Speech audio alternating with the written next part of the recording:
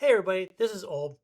So today we're going to be going over something that is quite fascinating and I find very important, and that's central management of our users. In the past, we create in Homelabs, we build apps, we build in local logins, and we're done. But the problem is that once you have more than 5 apps, there are 5 users, possibly with admin access. And that becomes an authentication sprawl that's unmanageable. And so now we're going to start looking at creating a central management system for users using Authentik, and we're going to use it for our monitoring stack, which is Grafana and Prometheus. So on here, we create 2 new VMs. Each of the VMs are going to be in 2 separate networks, and each VM will have Docker installed. The VM on the left, which is our Grafana Prometheus and our exporter server, is going to have 2 virtual CPUs, 2 gigs of RAM, and 32 gigs of hard drive space. Your hard drive space is going to be your biggest dynamic variable, so change that as per your needs for your home lab. On the right hand side, you're going to notice that we have an Authentik server, which is going to have 2 virtual CPUs, 2 gigs of RAM, and 20 gigs of hard drive space. On the far right, we're going to notice that there is a list that we should really be paying attention to, which is our firewall list. In this example, each VM is going to be in 2 separate networks. So we have to have an understanding of what we need to add to our firewall for the communication between the 2 VMs to happen. One of the things you'll notice here on the bottom right-hand corner is identified vulnerabilities that are clearly visible. There is intended to be a episode 2 for this as a follow-up, which is looking through all of our vulnerabilities that we can see and then creating remediation and hardening our setup. But for this episode, we're just building and setting things up to get things started. So now that we've gone over the architecture, let's move on to building out these VMs.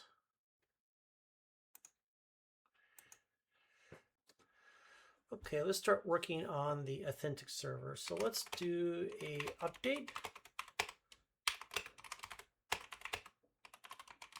Keep in mind this is a Debian server, Debian 13.3. I've seen it in the past where you install an app onto something that is past due on updates, and I've had numerous issues. So got in the habit of updating my server before we move forward. Now, before we continue, you'll see that I have a docker.shell file. I have created Docker so many times, going over Docker, Docker Compose, their dependencies. I just create a file and a script to do it for me. This script will be available on olbskolden.com. So download it, use it, see as you see fit. Get it onto your machine. Make sure that you change the permissions to make this executable so that it can do what it needs to do in installing the packages and dependencies. So next that we change to permissions, we want to do a sudo bash docker, and now we're going to do a complete install of Docker and all of its dependencies. Okay, done installing. So let's do a Docker. There we go. Got confused with my syntax right there. Okay, so we have validated that we have Docker Compose with the proper versioning. Docker. God, I'm fat fingering today. Woo! All right, got the latest version of Docker of 29.2.1, so that's good. Next, we need to do a user mod. Okay, Docker, and for me, so basically what we're doing here is that when we did the install, there's a group called Docker, and I have added my user ID in here so that I don't have to continue typing in sudo whenever I type in a Docker command. To some folks, this is redundant. Keep it more secure. Just have everyone type in sudo. Done. I prefer it usually that way, but for this case, I'm going to be bypassing that and just putting my user ID into the Docker group. Next step is to do a system Docker, making sure that it's started. And then we want to make sure it's enabled. Okay. And now I want to make sure that what is the status? Okay, let's clear this up because this is a whole lot of spaghetti syntax. All right, so our next step is that we want to make a directory called Authentik, and then go into the Authentik server. And next, when we install Authentik, we're going to need 3 folders that need to be there so that we can dump either configs or additional add-ons that we see fit. So that is going to be my directory. Okay, so now that we created our main Authentik folder, our subfolders, now we need to build out a Postgres password and a Authentik secret key. And I broke that down into a file here that will become available on obsgolden.com. And so what we're doing here is that on the very top is Postgres password, and then we're using base 64 with 64 characters requirements. Same with Authentik secret, base 64 with 64 characters in the secret. The echo is just printing out what we find or what is produced so that we can record it and dump it into our environment folder. So let's grab this.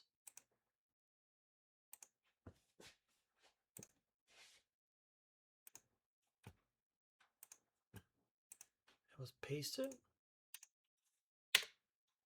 So again, we see here's the printout of what we produced.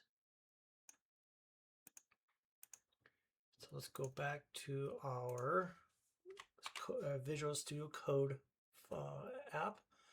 This is the password. Now below here, this is what our environment file will end up looking like. So what we want to grab, again, this is all available on obsgolden.com. Grab the password, dump it. Copy, paste.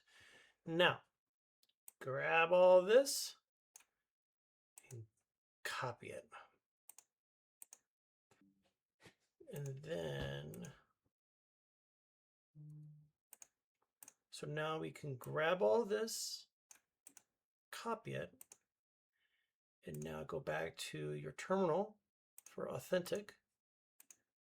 And now we're going to, in the Authentik folder, we're going to type in nano.env for environment, paste. So now we have dumped our Postgres configuration with our user and our database name, Authentik configuration with our IP for our domain, and our secret key. So let's get out of here. So now that we create our environment file, what we can do is to look at downloading a Docker Compose file straight from Authentik. It's basically a template. And we can use that to spin up our instances of Authentik and Postgres. So to do that I'm pasting this because I want to break this down a little bit, guys. So we're doing a get into a Docker file. This is where we want to dump our information into. And here is the website that we want to download from, our Docker Compose YAML file. Now, at the time of this video, we're on version 2025.12.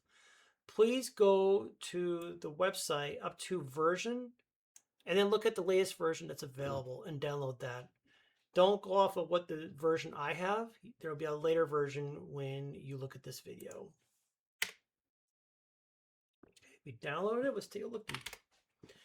So nano cat docker. Look at that beauty. Okay, so let's break this down from what we download from Authentik. So we're installing a Postgres SQL database. We're referencing the environment. Here are the variables that we point out in our environment file. So the database name, the user, the password, what have you. And then the image. So in this case, we're using the latest for me at the time is Postgres 16-Alpine.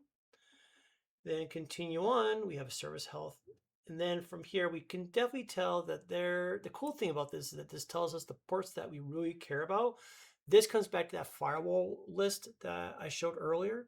So 9000 and 9443. 9000 is our HTTP or unsecured connection, and 9443 is our secure connection with HTTPS. So it's very cool, very nice to look at. We'll be changing this much later on the second video to make it more secure with a HA proxy. But until then, we're going to be using the default password, ports here. So we keep on going down. Here's our volumes. Nothing needs to change unless you're have a NAS that you want to dump on. Be careful there because you want to make sure your NAS is always on. If the NAS ever goes offline, your instance will, unless it's running into memory, otherwise it's just going to crash. So this is what we downloaded from Authentik. Okay, so I think we're at a point now where we can start doing we can basically run up Docker Compose and spin up this instance.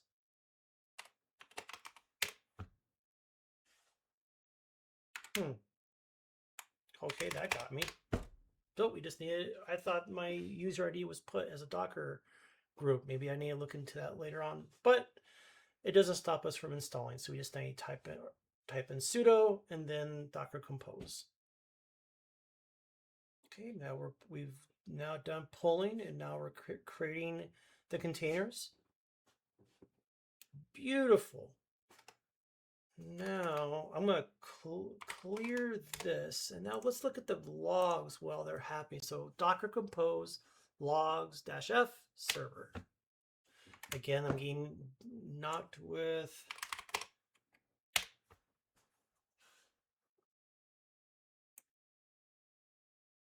so this base here right now is building the back end. Good. I am curious about that Postgres password though. I may have to come back to that and look at that. Well, nothing's ever perfect. We all learn together.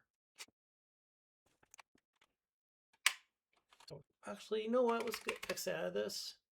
I'm wondering if I didn't restart my session.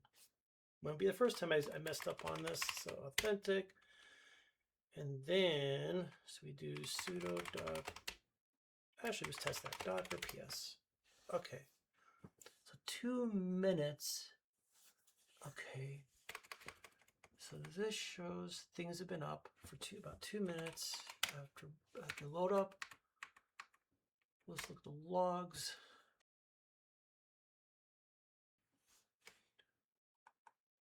This thing, I believe this is going to get me.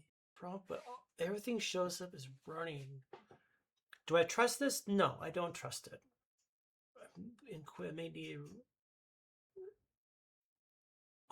go on a limb and let's try this out, because even though Postgres password is what gets me, but an easy way to tell if it worked or not is if we go to the main website and do an initial setup. So my IP, port 9000, if flow, initial setup. Now keep in mind, the first time you log into Authentik is always going to be longer than it normally would be, because it's initializing. If it fails completely, we'll go back and troubleshoot that Postgres password. Oh, okay.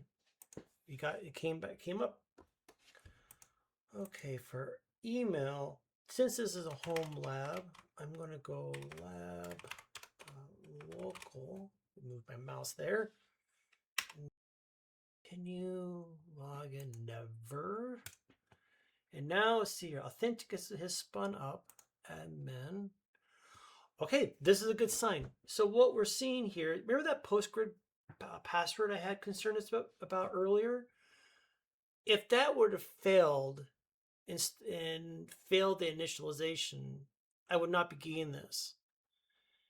Now, I have seen it where that Postgres password, that first line that we saw, sometimes if you put in a password is below, say, 50 characters, it will puke and throw you an error, and it will not initialize.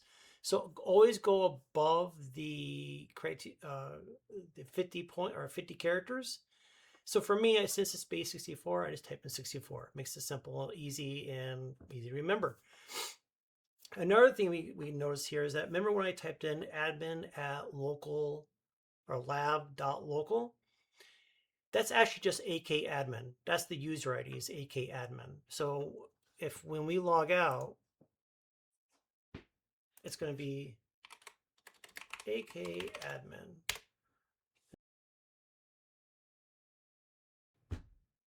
So not that admin at lab local, it's just akadmin. So remember that. Okay, so now that we can go between admin and user interface, let's go back to our console here. So we got Grafana here as well, or Grafana Lab. So let's do what we did before. Update. Okay. So remember what I mentioned earlier? Again, that Docker script I created earlier. It's here too, and again, you can download it off of oapsgolden.com.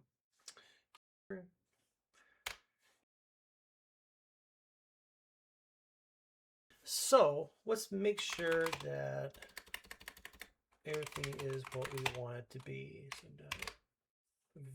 version, and then we just do -compose. And now we just validate that Docker and Docker Compose have been installed. Again, this is the latest version as of this video being made. Now, another thing we need to do is do sudo, like we learned last time, ag docker ob. Okay, so before we get any further, that I made a mistake last time earlier in the video, is I need to exit out and I need to log back in, because the permissions won't carry when you have an existing session. You need to log out and log back in. We're going to be doing a make directory into monitoring. All right. So monitoring, and there's the 2 folders. So next, we're going to be creating our Prometheus YAML file. So let's take a gander. I have a template built out here. So let's take a look at this. And again, this will be on my website. So we're basically saying, script every 15 seconds, evaluation of the interval, 15 seconds. Scrape configs. What are we pulling from? So we got Prometheus itself, basically you're pulling itself, your number of your exporters, such as Node Exporter, CA Advisor, Black Box, and then obviously Grafana, because we want to pull all of our information in as much as possible so we can look at it from a Grafana point of view. Yes, even pulling Grafana is something that we should be looking at. In addition to, you can see the ports that are required for all of these. And do a nano X out of there. So next we're going to go back. And we're going to go back to our monitoring and no Docker compose. So let's copy all this, paste it. Okay, so now that we got our Docker Compose file done, let's go to Docker Compose up.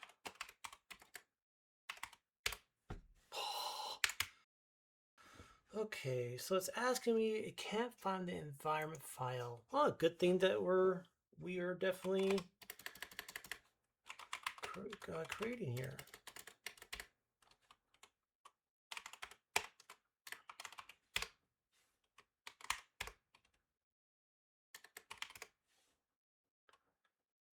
Okay, so let's try this Docker Compose up again.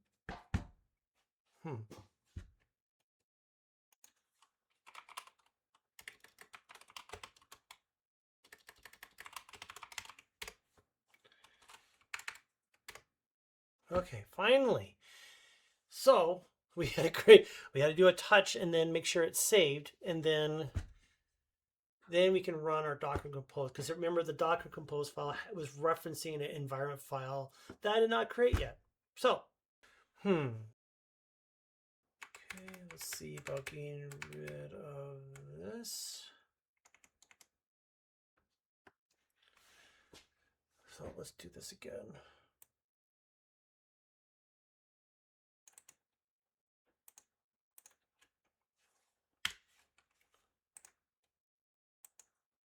Okay. Let's try that. Oop. Let's try that again. Even though it's been recreated, I don't really trust it. Simply because I've had in the past where I built things and say there's like 5 things that were supposed to be built and 4 have been built, 1 was an error, fixed it and rebuilt it, and it doesn't work. So what I'm going to do is I'm going to force doc create. Okay, we've rebuilt everything. Okay, our next step is to go back to Authentik, and we need to start building out our providers here. So we're going to create, in this use case, we're going to be doing OAuth 2, OpenID provider. The next, we're going to be doing Grafana, and then we're going to do an implicit consent.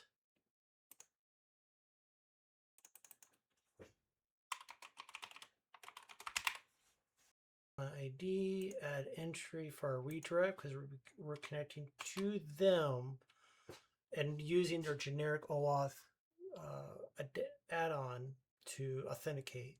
We're going to use authentic self-signed cert.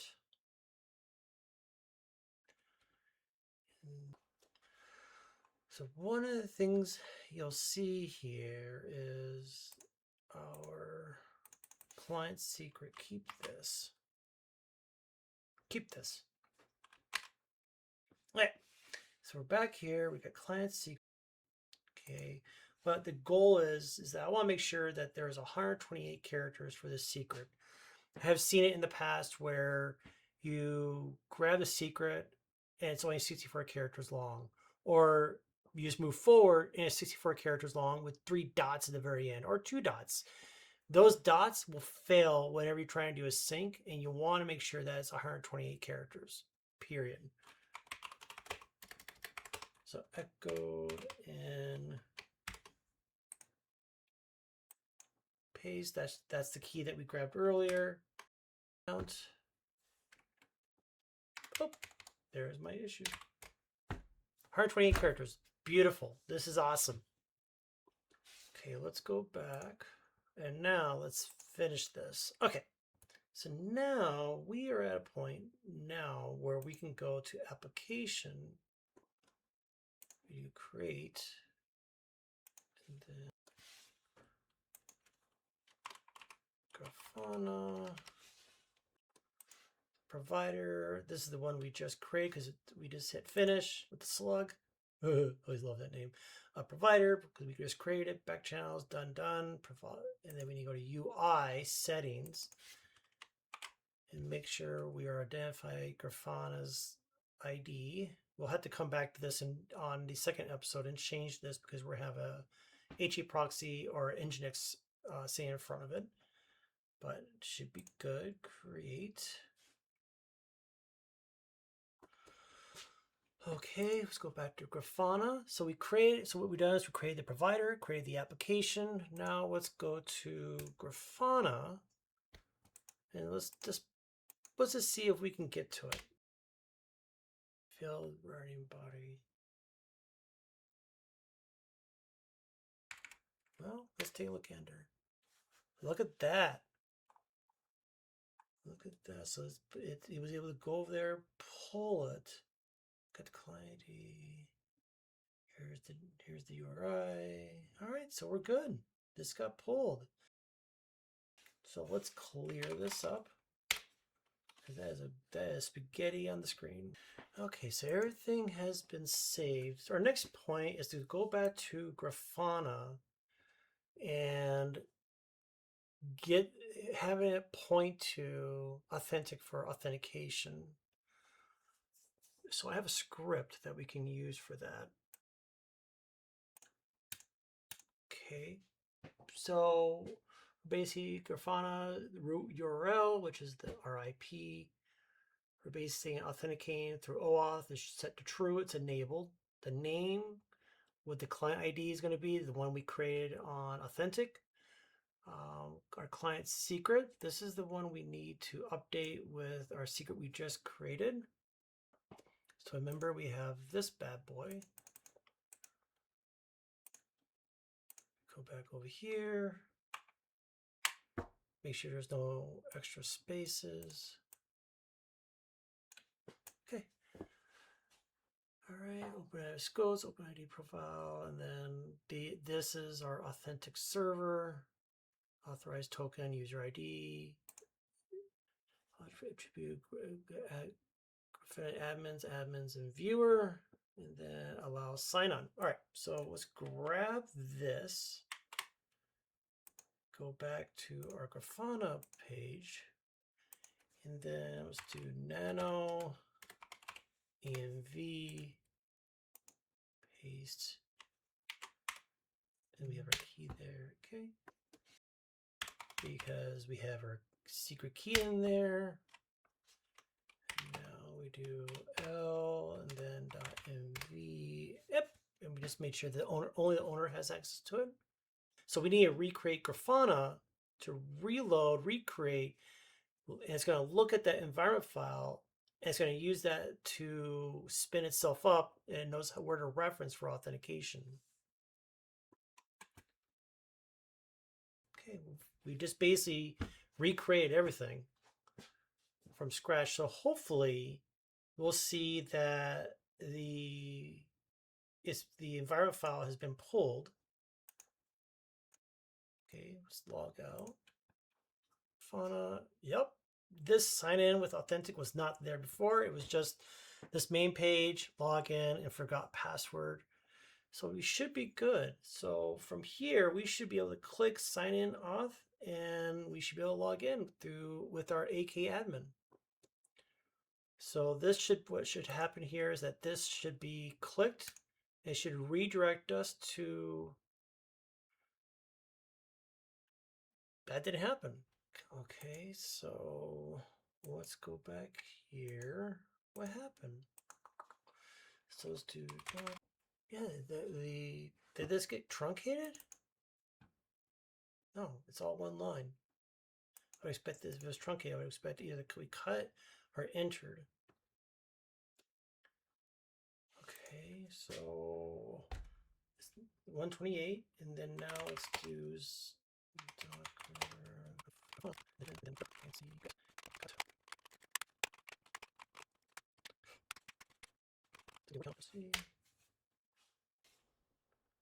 okay, so it's the nano. So it's 129, not 128. So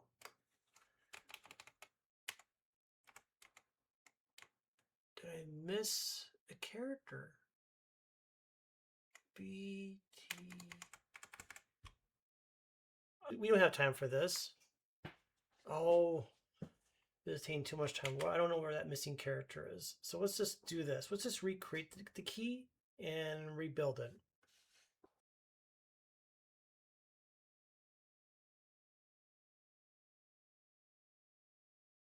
Let's try that again.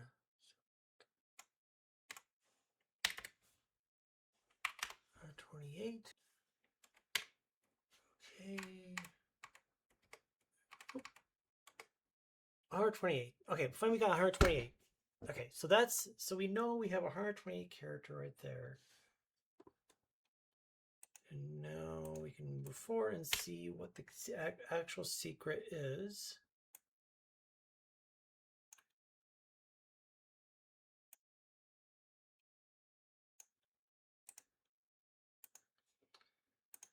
Let's keep that. Okay. Okay, so let's make sure there's no extra characters here. then go back here, and then nano.env.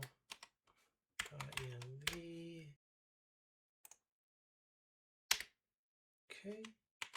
Okay, that's been saved. Okay, so now let's do now we're forcing everything to relook at that environment file with the newest key. Now let's see how many characters we got this time. It should be 128. 128. All right. Sweet. Okay, so now I updated the secret on the Grafana side. Now I need to go to the Authentik side, go to providers, then hit edit. Then from here, let's go here and grab the key that we created. Okay, update. Okay. While I'm here, let's just redirect, make sure everything is the way we wanted. Double check our work. Okay, let's go back to Grafana. Let's do an update. And now let's do a sign in with Authentik.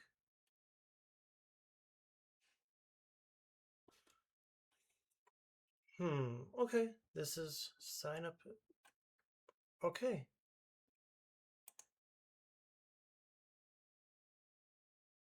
Okay, I think I know what the issue is on this one. So let's go back here, nano, and go back to here, true. And then from here, we want to do a docker compose up, force recreate.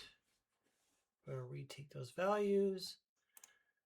Come back here, update, sign in. So before we hit sign in with Authentik, we need to go back and log out of our Authentik browser session here. The reason is that if you try to log into Grafana using Authentik and you already have a browser already logged in, you're going to bypass and go straight into Grafana. You're already using your session token to get in. So at this point, sign in with Authentik.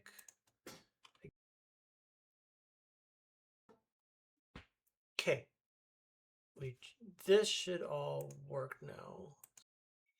And now we're in Grafana. Look at that. So now what we just validated is that our single sign-on is set up for Grafana to authenticate to Authentik.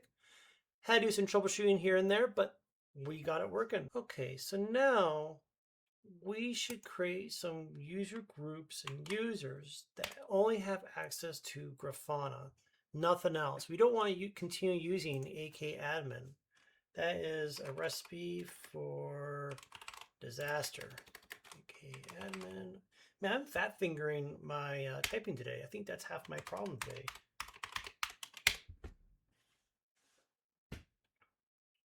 Okay, go to admin. Go to directory groups. We're going to create new groups here. Grafana admins. Nothing special. Grafana editors. And Grafana readers or viewers.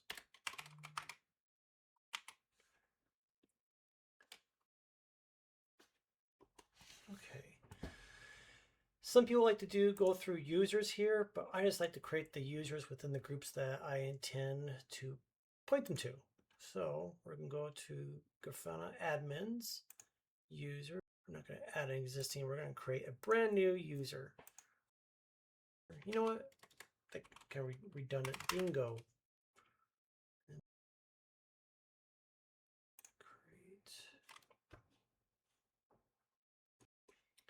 Now we're going to go down here, set password.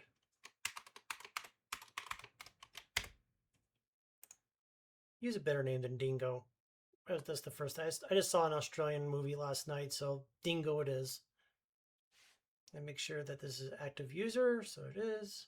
Okay, so now that we have users, we have groups, we have the users with passwords. So now let's go to applications, Grafana, then we're going to do a user bind.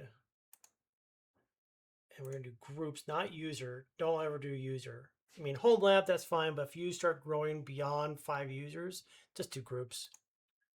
So in this case, group Grafana admins, because that's where Dingo's currently located at. Order, failure request, create.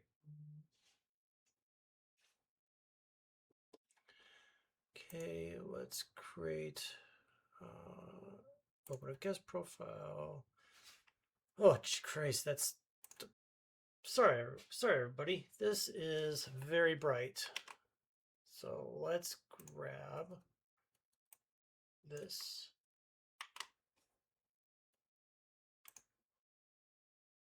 It's a separate profile and a separate token and key, so it shouldn't be kept over. Sign in with Authentik, and with this we do Dingo, and we type in the password. And at that point, they should have access to just dashboard. The Dingo has access, so they're good.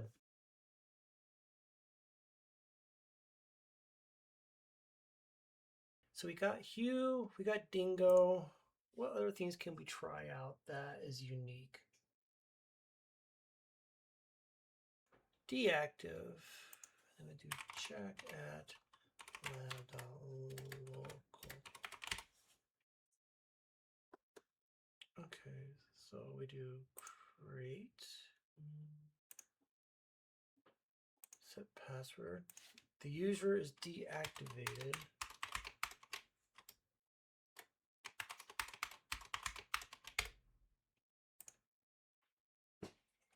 Okay.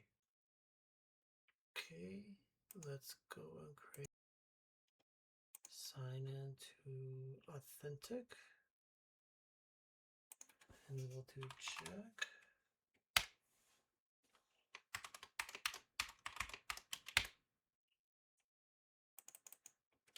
Invalid password. So let's double check that.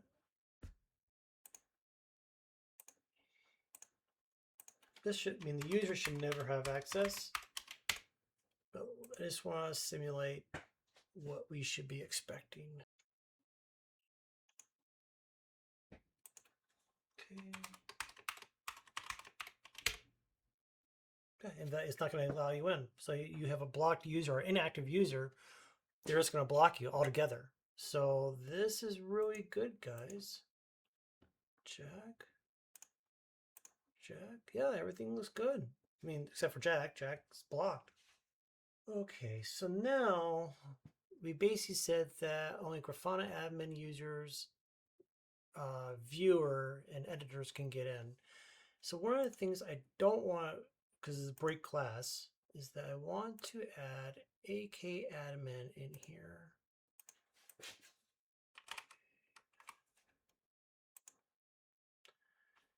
akadmin, all right, assign k. So what we need to do here is, now that we added the akadmin into the group, let's sign out of this. And then let's make sure this is all cleaned up.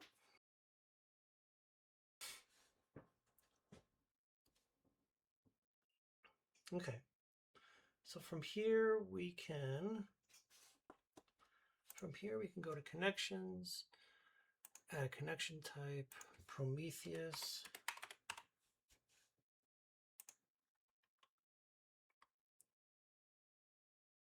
Add a new data source. And then from here, we want to do this. So Prometheus. And then that port 9090 that we did when we first set this up. Then there's no authentication. All these things will be updated when we do episode 2. So test.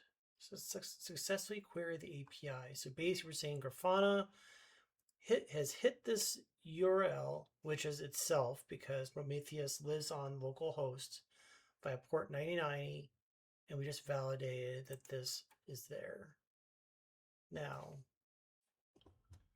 So now we're at a good point where we can probably stop, and we just validated that we added the Prometheus server. So at this point we can stop and take a step back and assess of what we've accomplished. So today we've built and set up both our Authentik and our Grafana server in Prometheus. We've troubleshooted in a few fat finger moments. From there, we have created users and groups, add those groups into data scopes so that they have direct access to Grafana, and that's it. We've also set it so that we have added a data source into Grafana. Now, in about a week or two, I'm releasing another video that goes over the vulnerabilities and remediation from this setup. There are quite a few things that we purposely left out so that you as a user can see that there are still vulnerabilities if you do a vanilla deployment.